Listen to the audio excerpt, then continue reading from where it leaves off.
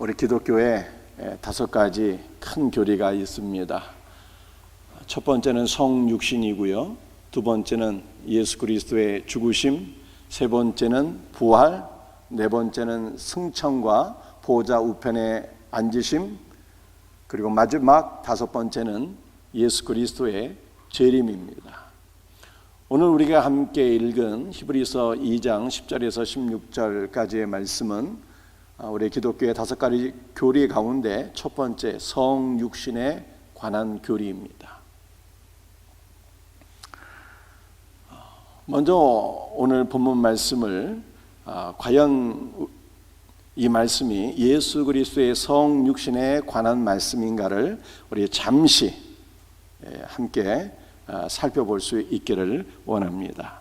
히브리서 2장 10절 말씀을 같이 읽겠습니다.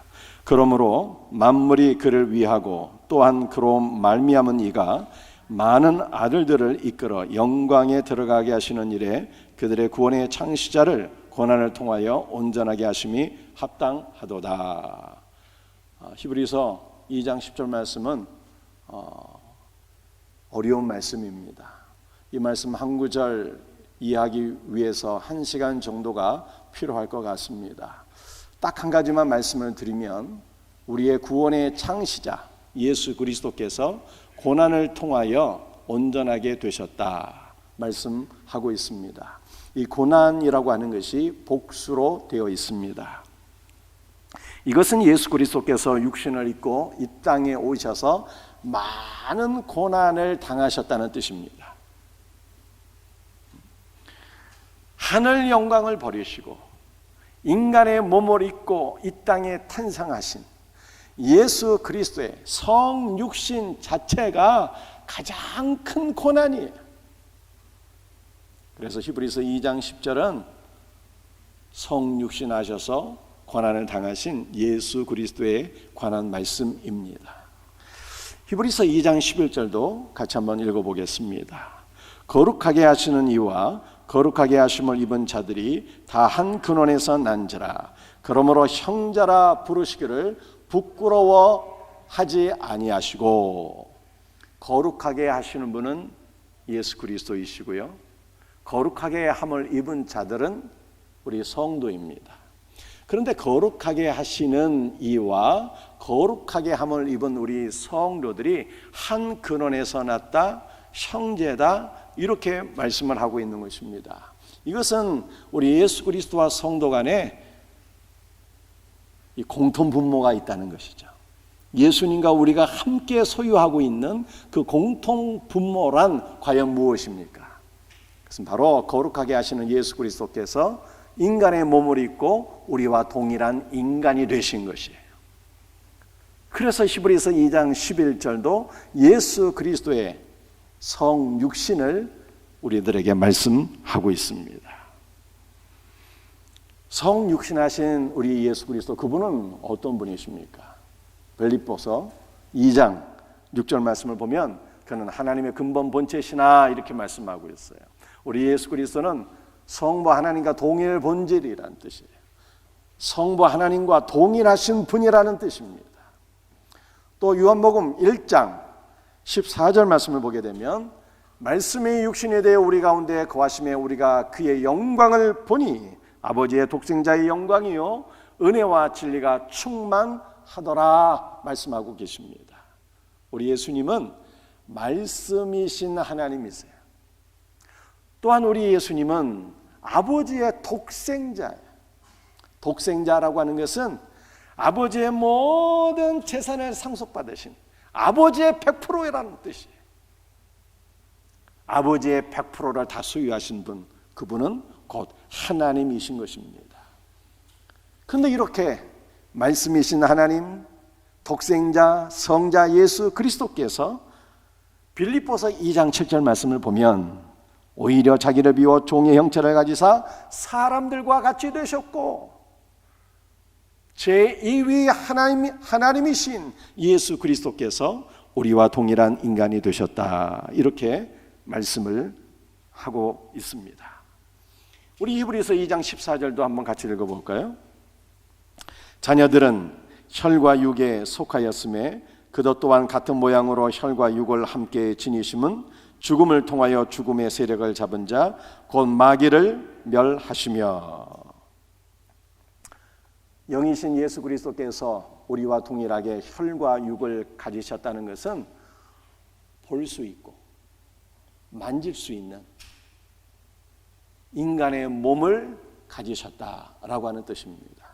초대교회 어떤 이단들은 예수 그리스도는 영이신 하나님이시기 때문에 우리와 동일한 몸을 갖고 계신 것이 아니다, 우리 눈에 그렇게 보일 뿐이지 사실은 하나님께서는 어떻게 낮고 천한 인간의 몸을 입고 이 땅에 태어날 수 있으시단 말인가, 이렇게 생각을 했어요. 그러나 오늘 히브리서 2장 14절은 예수께서 우리와 동일한 혈과 육을 갖고 계시다는 거예요. 이것은 볼 수 있고 만질 수 있는 인간의 몸을 입고 예수께서 이 땅에 탄생하셨다라고 하는 것을 보여주고 계세요. 예수님은 우리와 동일한 몸을 갖고 계실 뿐만 아니라 인간의 지정의를 소유하신 분입니다. 그래서 누가복음 2장 52절에 이렇게 말씀하고 있습니다. 예수는 지혜와 키가 자라가며 하나님과 사람에게 사랑스러워 가시더라. 예수님은 몸이 있으셨기 때문에 키도 자라나셨어요.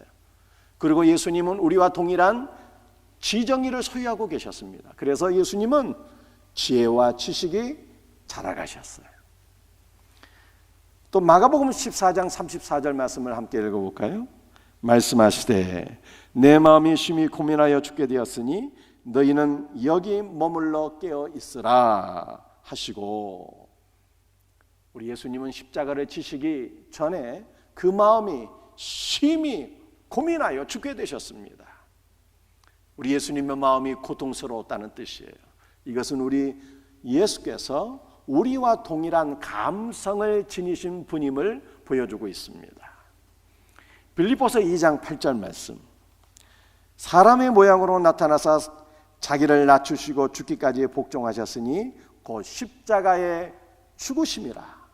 예수님은 의지를 갖고 계셔서 성부와 하나님께 죽기까지 복종하셨습니다. 그래서 우리 예수님은 우리와 동일한 몸을 가지셨을 뿐만 아니라 지식과 감성과 의지를 갖고 계신 온전한 인간이셨어요. 그리고 예수님은 연약한 인간이셨기 때문에 육체의 한계 속에 늘 계셨습니다. 요한복음 4장 6절 말씀을 한번 같이 읽어보겠습니다.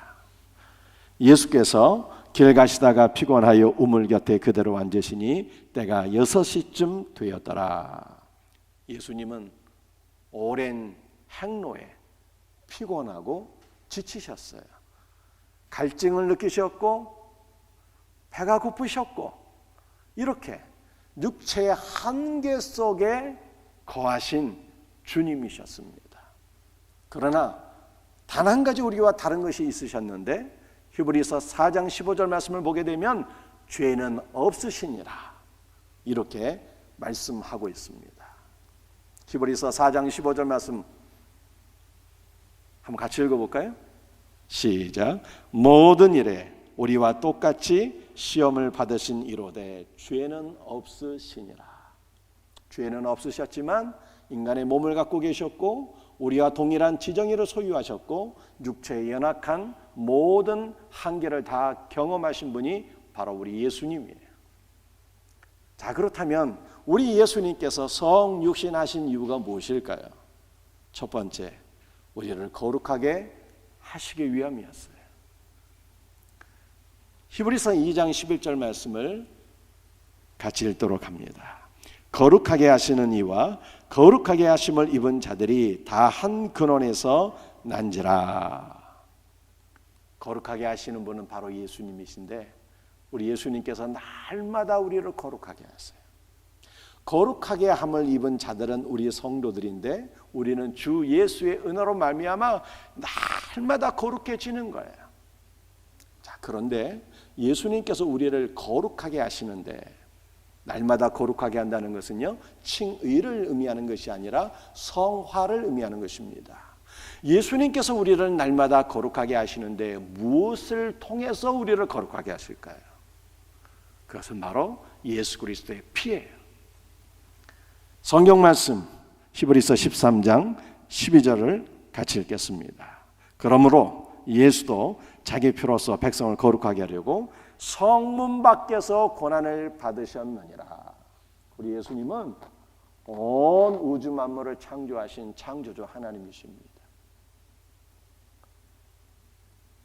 그래서 우리 예수님의 피 한 방울은 얼마나 위대하고 얼마나 능력이 있는지, 우리 모든 죄인들의 죄를 다 사하시고도 남음이 있어요.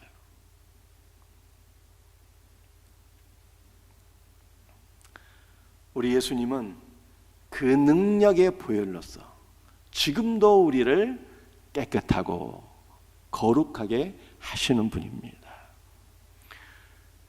자, 그런데 우리 히브리서 13장 12절 말씀을 보게 되면 예수님께서 우리를 거룩하게 하시려고 성문 밖에서 권한을 받으셨다 이렇게 말씀하고 계세요. 예수님께서 왜 성문 밖에서 권한을 받으셨을까요? 우리가 이것을 이해하기 위해서는 출애굽기 29장 14절 말씀을 이해할 수 있어야 되겠습니다. 같이 말씀을 읽어볼게요.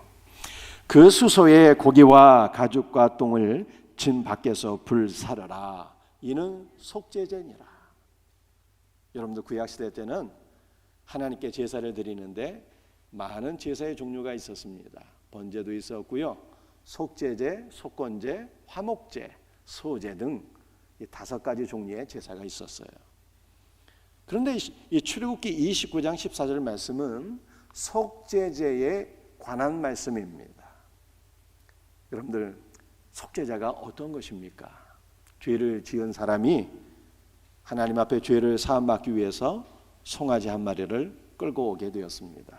그럼 죄인이 안수를 하게 되죠. 이 죄가 송아지에게 다 전가가 됩니다. 그러면 이 송아지를 도살하게 돼요. 그 다음에 그래서 피를 양푼에 받고 그 피를 번제단에 뿔 위에 바르고, 이 뿔은 죄를 사하시는 예수 그리스도의 권세를 의미하는 거예요. 그리고 나머지 피는요 번제단에 다 부었어요. 그리고 그 제물의 내장에서 기름을 빼내 갖고 그 기름을 번제단 위에서 불살랐습니다. 하나님께서는 그 속죄제 제물의 내장에 기름을 태우게 될 때 그 연기를 흠양하시고 죄인의 죄를 사해 주셨어요. 자, 그렇다면 이제 그 속죄제 제물에 남은 찌꺼기가 있을 것 아닙니까? 가죽도 남아 있고요, 고기도 남아 있고 또 똥도 남아 있습니다. 그러면 이것을 어떻게 처리를 했는가 하면은 진영 밖에서 불태웠어요. 출애굽기 29장 14절 말씀. 진영 밖에서 불태웠습니다. 왜 진영 밖에서 불태웠을까요? 죄인이 이 제물에 손을 얹고 안수를 하게 되었을 때 죄인의 죄가 이 제물에게 다 전가가 된 거예요. 그래서 이 제물은 모든 죄를 짊어진 부정한 제물이 되었어요. 이 제물이 성전 안에 있으면 성전이 오염돼요. 진영 안에 있으면 진영이 부정하게 되기 때문에 이 제물을, 속죄제의 이 제물을 진영 밖에서 불태웠다는 말씀입니다. 그런데 이것을 우리는 예수 그리스도를 통해서 또한 보게 되는 거예요. 우리 예수님께서 우리의 모든 죄를 다 짊어지시고 십자가에서 돌아가셨어요. 그러므로 말미암아 우리는 예수 그리스도의 은혜로 거룩하고 의로운 존재가 된 것입니다. 그런데 우리의 죄를 다 짊어지신 그분은 어떻게 되셨을까요? 우리의 모든 죄와 저주를 다 짊어지시고 죽으신 거예요. 가장 부정한 존재가 되어서. 그래서 예수님은 어디에서 운명하셨다? 성문 밖에서 고난을 당하셨어요. 성문 밖에서. 이것은 출애굽기 29장에 나타난 그 속죄자가 누구를 가리키는 것이냐?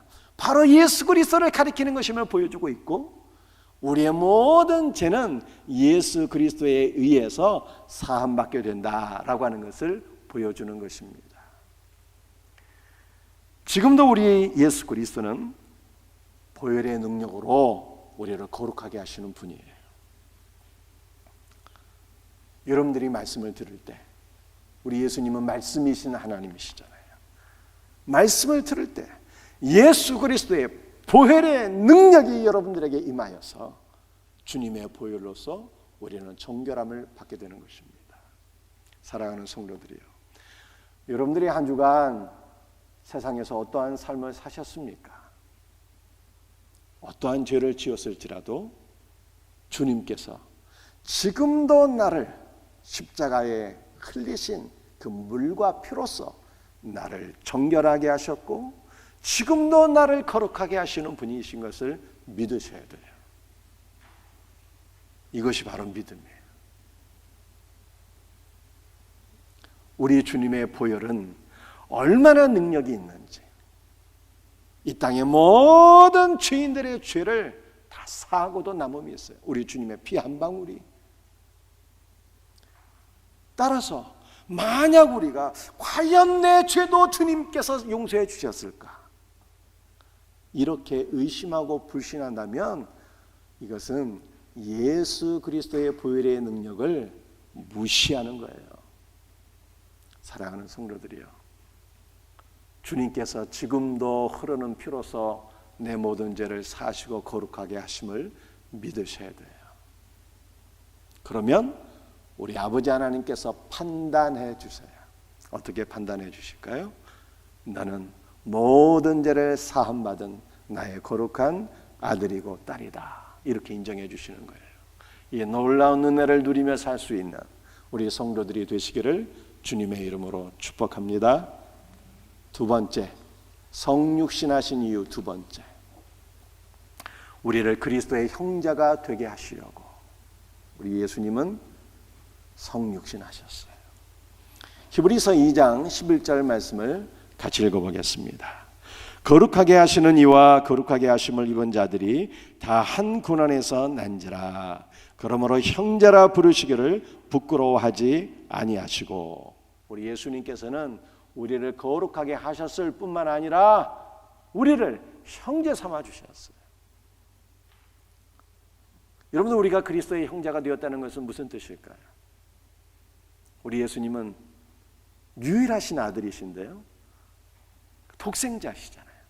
아버지의 모든 것을 다 상속받으셨어요. 그런데 우리는 예수님 때문에 아버지 하나님의 또 다른 아들이 된 거예요. 아버지의 아들로서 양자로 입적이 되었어요. 이것은 독생자 예수 그리스도와 우리가 아버지의 모든 재산을 함께 상속받는 공동 상속인이 되었다는 뜻입니다. 이 놀라운 은혜를 보여주고 있는 말씀이 로마서 8장 32절 말씀이에요. 같이 말씀 한번 읽어보겠습니다. 자기 아들을 아끼지 아니하시고 우리 모든 사람을 위하여 내주신 이가 어찌 그 아들과 함께 모든 것을 우리에게 주시지 아니하겠느냐. 여러분, 이 말씀은 성경을 읽고 사랑하시는 분들이 가장 사랑하고 있는 말씀 가운데 하나입니다. 그러나 이 말씀의 참된 의미를 이해하기는 쉽지 않아요. 아버지께서 아들을 주시기까지 나를 사랑하셨구나. 아들을 주신 아버지 하나님께서 무엇인들 안 주시겠느냐. 내가 좋아하는 돈도 주시고 건강도 주시고 성공도 주시고 나의 모든 소원을 주님께서 다 이루어주실 거야. 아멘, 할렐루야. 주님 감사합니다. 여러분들, 당신이 이렇게 이해하시면 안 되는 말씀이에요.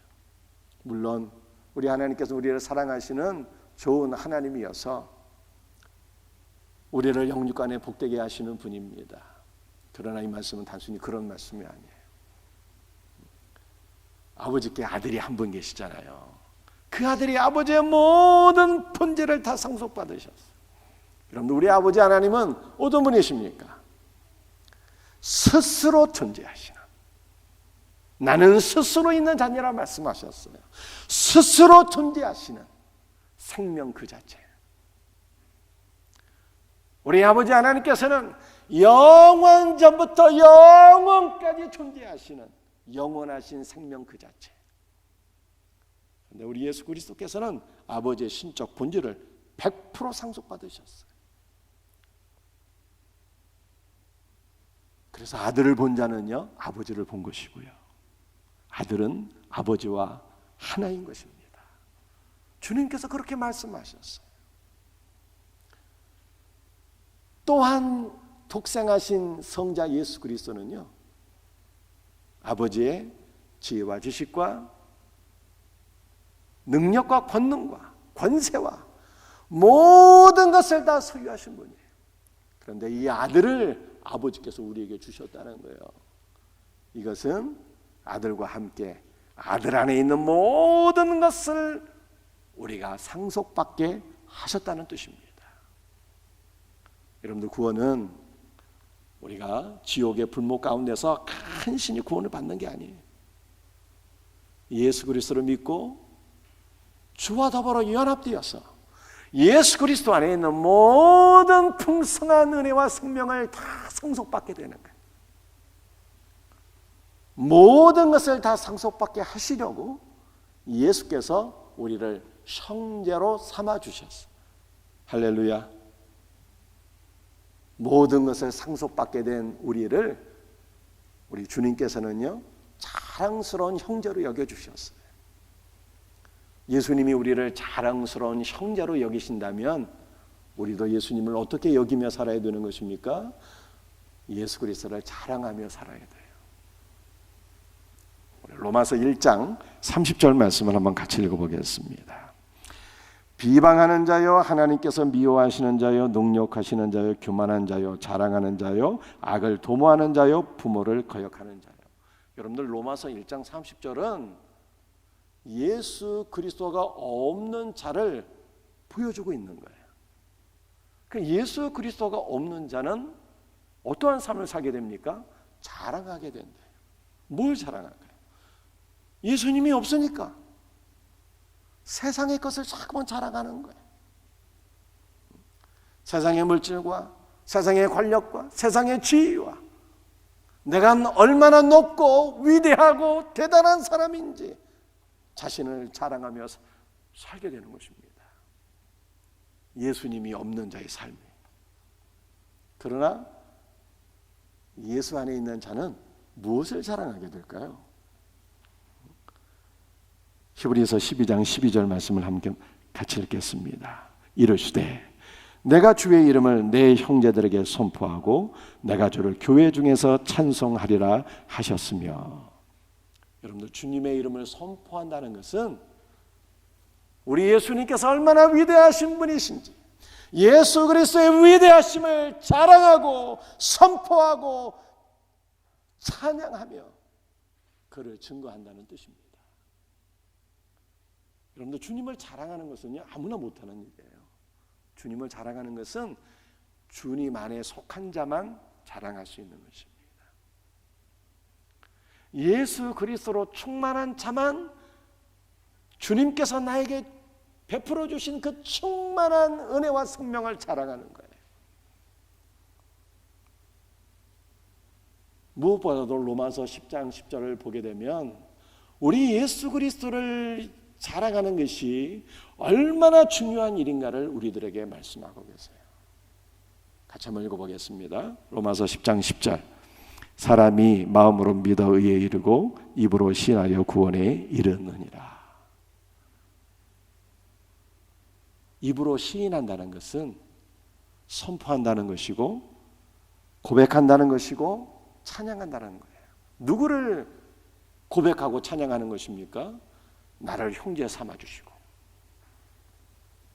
나에게 모든 은혜와 생명을 다 베풀어 주신 주 예수를 고백하고 찬양한다는 뜻이죠. 여러분들, 로마서는 누가 기록했는가 하면은 사도 바울이 성령의 감동으로 기록한 말씀이에요. 그런데 바울이 살던 시대에 전 세계를 로마가 통치했는데요, 로마는 다신교여서 유일하신 하나님을 인정하지 않았어요. 누군가 유일하신 하나님 주 예수 그리스도를 시인한다면 그는 죽음을 각오해야 되는 것입니다. 마음으로 믿고 입으로 시인하는 것은요, 아무나 할 수 없는 일이었어요. 그럼에도 불구하고 예수 안에 속한 자들은 주님께서 베풀어 주시는 그 위대한 은혜와 생명으로 인하여 언제나 어디서나 누구를 만나든지 로마의 권력자들 앞에서도 예수 그리스도를 유일하신 하나님으로, 나의 주님으로 인정하고 고백하고 시인하고 찬양했다는 뜻입니다. 여러분들 주님을 시인하며 주님을 자랑하며 주님을 선포하며 그렇게 사셔야 돼요.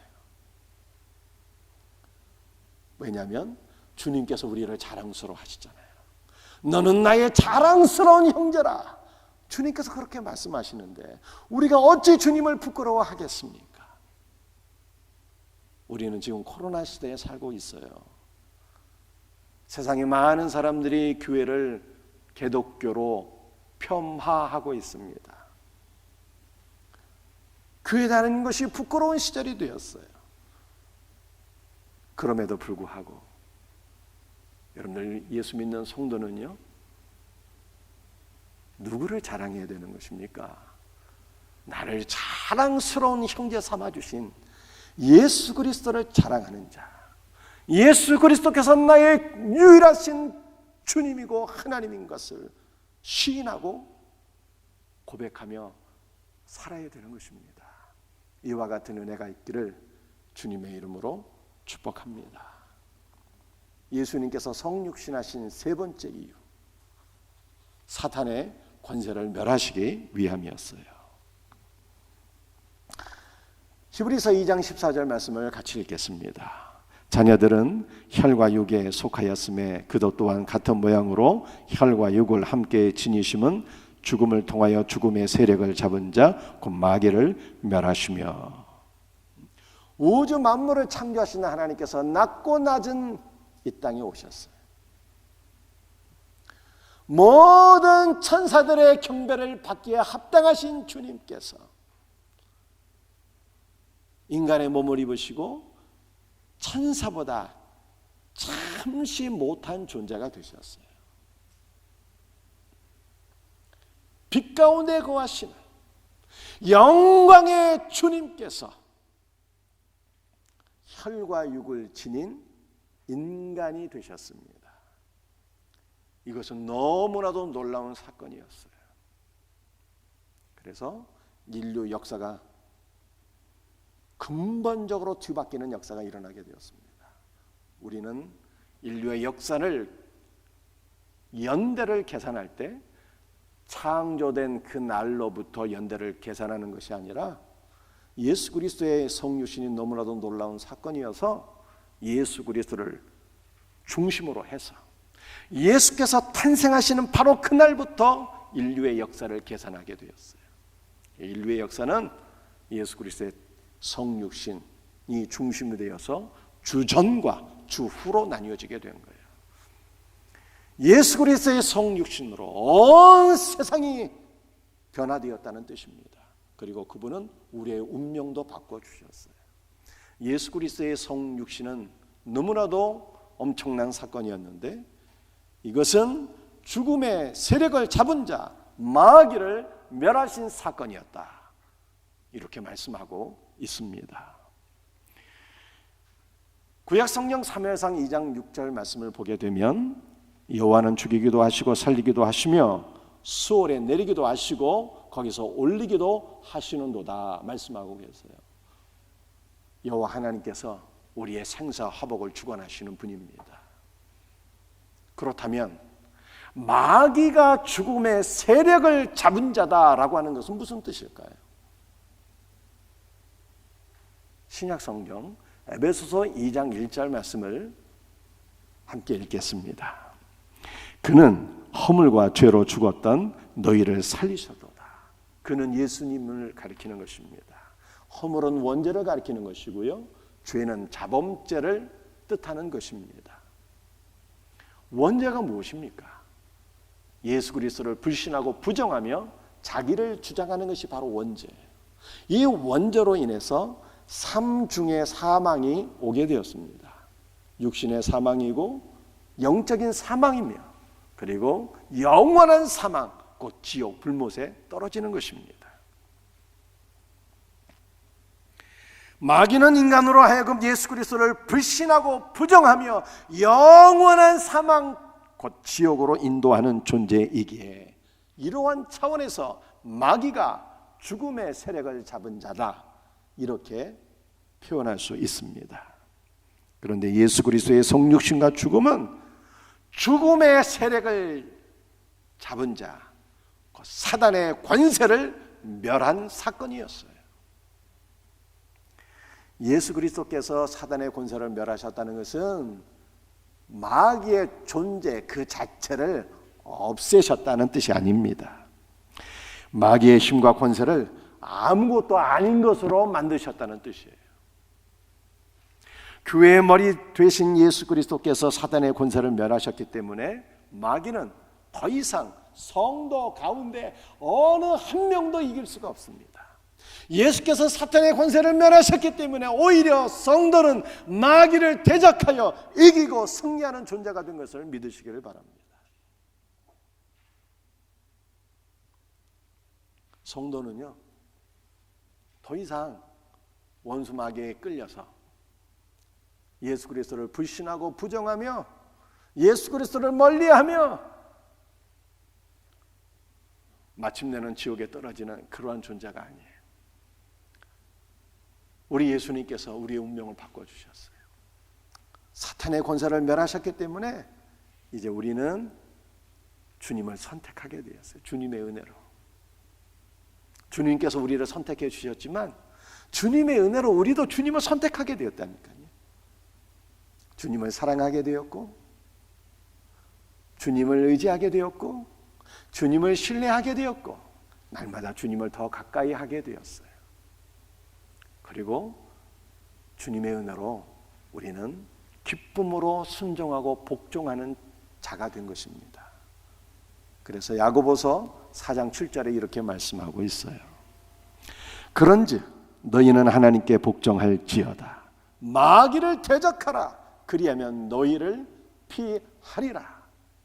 예수님께서 사탄의 모든 권세를 멸하셨기 때문에 우리는 기쁨으로 순종하는 자가 되었고요, 우리 주님께서 마귀의 모든 권세를 멸하셨기 때문에 우리는 마귀를 대적하고 승리하는 하나님의 자녀가 된 것을 믿으시기를 바랍니다.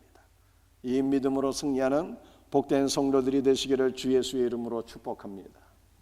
예수님께서 성육신과 십자가의 죽음으로 마귀의 권세를 멸하셨기 때문에 우리는 주 예수의 풍성한 은혜와 생명을 누리는 복된 존재가 되었어요. 이것을 가장 잘 보여주고 있는 말씀이 구약성경 사사기 14장 14절 말씀입니다. 말씀을 한번 같이 읽어보겠습니다. 삼손이 그들에게 이르되 먹는 자에게서 먹는 것이 나오고 강한 자에게서 단 것이 나왔느니라. 여러분들 이 말씀 무슨 뜻일까요? 이것은 삼손이 블레셋 사람들에게 수수께끼를 냈는데 그 수수께끼의 문제예요. 내가 너희들에게 수수께끼를 안 내겠다.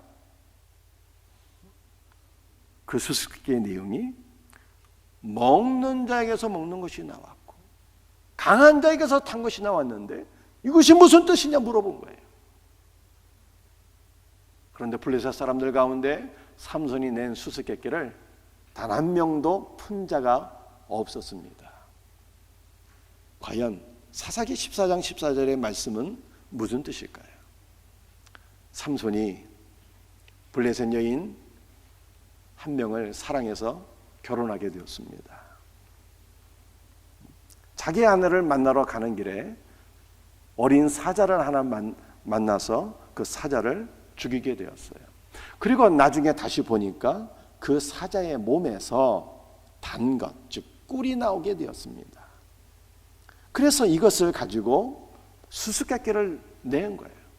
먹는 자에게서 먹는 것이 나왔고 강한 자에게서 단 것이 나왔다 라고 말한 것입니다. 그렇다면 이 사사기 14장 14절의 영적인 메시지는 과연 무엇일까요? 초대교회 교부들은요, 이 사자를 예수 그리스도로 해석을 했어요. 초대교회 교부들만이 아니라 위대한 청교도 목회자 가운데 아더 핑크라고 하는 분이 계셨는데 그분도 초대교회 교부들과 똑같은 해석을 했어요. 그 사자를 예수 그리스도로 해석을 한 거예요. 과연 무슨 근거로 사자를 예수 그리스도로 해석을 했을까요? 구약 성경 창세기 49장 9절 말씀입니다. 유다는 사자 새끼로다. 야곱이 죽을 때에 자신의 12아들을 축복했는데 넷째 아들 유다를 이렇게 축복했어요. 유다는 사자 새끼로다. 여러분들, 예수 그리스도께서 유다를 통해서 탄생하시잖아요. 예수님은 유다 지파예요. 그러니까 유다는 예수 그리스도를 가리키는 거예요. 예수 그리스도. 유다는 사자 새끼로다. 즉 예수님이 사자라는 뜻입니다. 그래서 여러분들, 그 사자는요, 예수님을 가리키는 것인데 사자의 몸에서 뭐가 나왔다고요? 단 것, 꿀이 나오게 되었어요. 예수님의 죽음을 통해서 단 것이 나오게 되었다는 것입니다. 그 단 것, 꿀은 무엇을 가리키는 것입니까? 시편 119편 103절 말씀을 보게 되면 주의 말씀의 맛이 내게 어찌 그리 단지요? 내 입의 꿀보다 더 단이다. 이렇게 말씀하고 있습니다. 예수 그리스도의 죽음을 통해서 우리는 꿀보다 더 단 말씀을 누리게 되었습니다. 여러분들, 주님의 말씀은 무엇일까요? 요한복음 6장 63절에서 내 말은 곧 영이요 생명이라 말씀하셨습니다. 그래서 우리는 결과적으로 예수 그리스도의 죽음을 통해서 생명의 말씀을 누리게 된 거예요. 사랑하는 성도들이요, 오늘 이 시간에도 우리 주 예수 그리스도의 십자가의 죽으심으로 우리에게 베풀어 주신 크고 위대하신 은혜, 꿀보다 더 단 말씀, 생명의 말씀을 누리며 살아갈 수 있는 우리 복된 성도들이 다 되시기를 주님의 이름으로 축복합니다. 우리 사사기 말씀을 살펴보았으니까 우리 사사기서 말씀을 하나 더 살펴보고 말씀을 마치도록 하겠습니다. 사사기 16장 30절 말씀을 같이 읽어보겠어요. 삼손이 이르되 블레셋 사람과 함께 죽기를 원하노라 하고 힘을 다하여 몸을 굽히매 그 집이 곧 무너져 그 안에 있는 모든 방백들과 온 백성에게 덮이니 삼손이 죽을 때 죽인 자가 살았을 때 죽인 자보다 더욱 많았더라. 삼손이 들릴라의 유혹에 빠져서 머리털이 잘려나가게 되었습니다. 블레셋 사람들에 의해서 두 눈이 뽑히게 되었어요. 삼손은 블레셋 사람들이 섬기는 그 다곤의 신전에서 어릿광대 노릇을 하게 되었습니다. 그때 삼손이 그 다곤의 신전을 버티고 있는 두 개의 기둥을 껴안으면서 최후의 기도를 주님께 드렸습니다. 주 여호와여 구하옵나니 이번만 나를 강하게 하사 나의 두 눈을 뺀 블레셋 사람들에게 단번에 원수를 갚게 하옵소서. 이렇게 기도하면서 다곤의 신전을 버틴 두 기둥을 끌어안고 그가 죽음에 그 신전이 무너져갖고 삼손이 죽을 때 죽인 자가 살았을 때 죽인 자보다 더 많게 되었더라. 이렇게 말씀하고 있습니다. 그런데 초대교회 교부들과 모든 학자들이 다 공통적인 해석이 이것은 삼손을 예수 그리스도로 해석을 했잖아요. 그리고 삼손이 죽을 때 껴안았던 양손으로 그 껴안았던 두 기둥을 예수 그리스도의 십자가로 해석을 했어요. 여러분들, 예수님의 십자가는 두 개의 나무 기둥으로 되어 있잖아요. 예수님의 양팔이 두 개의 나무 기둥에 달려서 예수님 운명하셨어요. 삼손이 죽을 때 블레셋의 많은 방백들과 블레셋의 모든 백성들을 다 죽였기 때문에 이스라엘은 블레셋의 압제로부터 구원을 받게 되었습니다.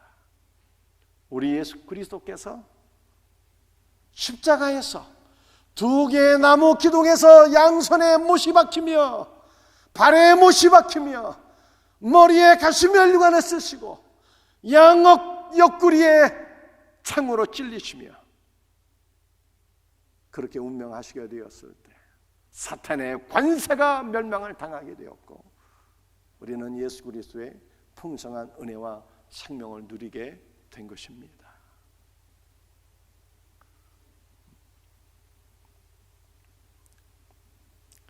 말씀을 마치도록 하겠습니다. 오늘 성육신 하신 이유 세 가지를 살펴봤어요.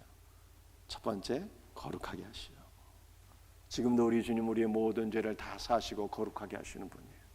여러분들 이것을 믿는다면 성도는요 늘 기뻐하셔야 돼요. 나의 상태가 어떠할지라도 주님은 지금도 우리를 깨끗하게 하시고 거룩하게 하시는 거예요.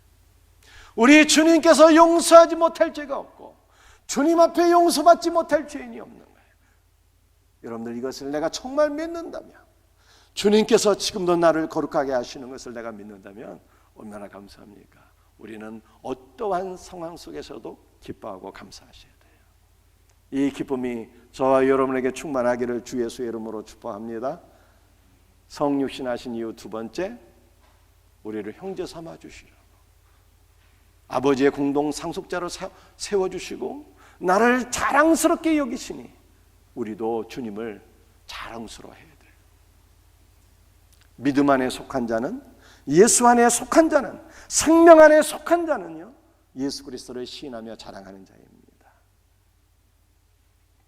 세 번째, 성육신하신 이후 사단의 권세를 멸하셨어요.